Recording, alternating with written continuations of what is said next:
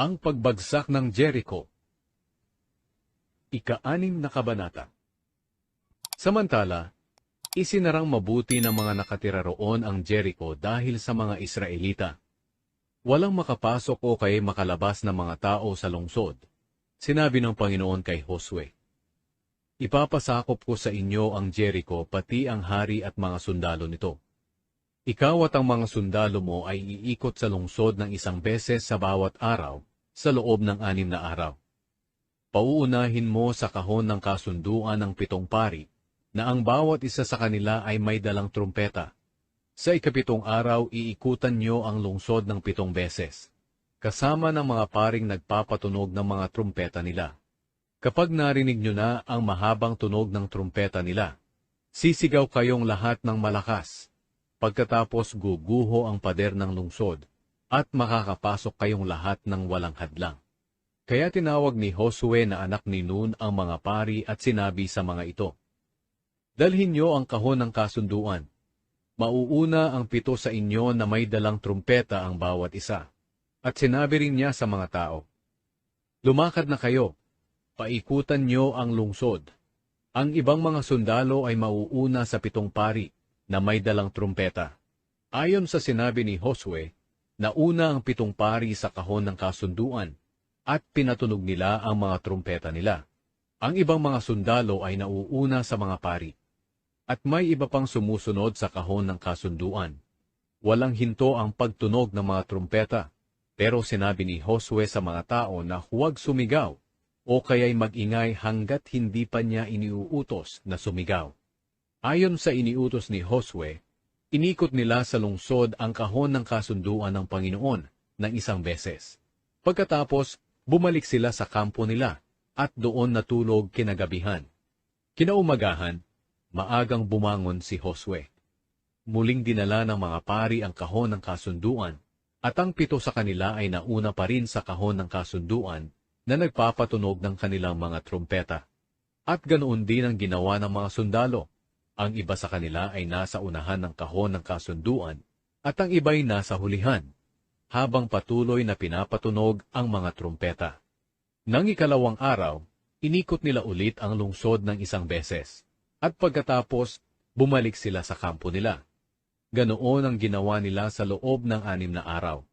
Nang ika-7 araw, madaling araw pa lang ay bumangon na sila, at inikutan ang lungsod ng 7 beses. Sa ganoon ding paraan. Iyon lang ang araw na umikot sila sa lungsod ng 7 beses. Sa ika-7 beses nilang pag-ikot, pinatunog ng mga pari ang mga trumpeta nila at inutusan ni Josue ang mga tao na sumigaw. At sinabi ni Josue, "Ibinigay na sa atin ng Panginoon ang lungsod na ito.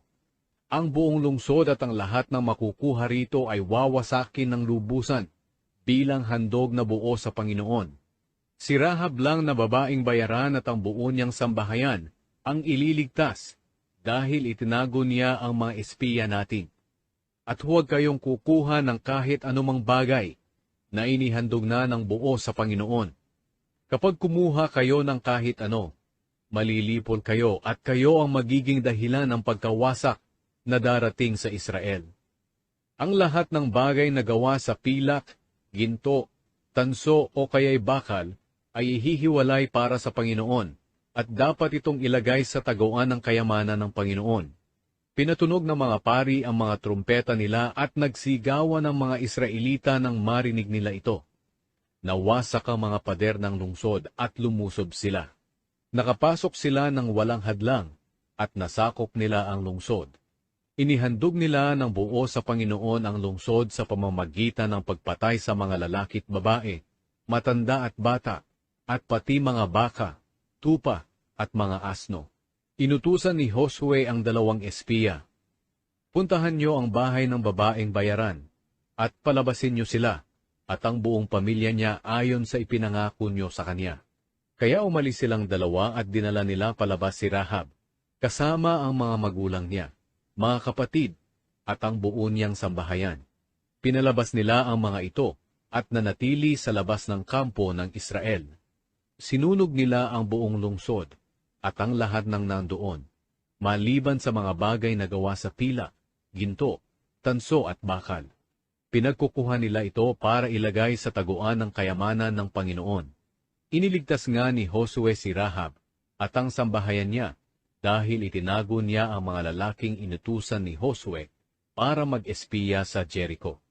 Hanggang ngayon, ang mga angkan niya ay naninirahan sa Israel. Nang panahong iyon, binalaan ni Josue ang mga Israelita. Isusumpa ng Panginoon ang sino mang maghahangad na itayo ulit ang lungsod ng Jericho. Mamamatay ang panganay na anak ng sino mang magtatayo ng pundasyon o ang sino mang gagawa ng mga pintuan nito. Kasama ni Josue ang Panginoon at naging tanyag siya sa buong lupain.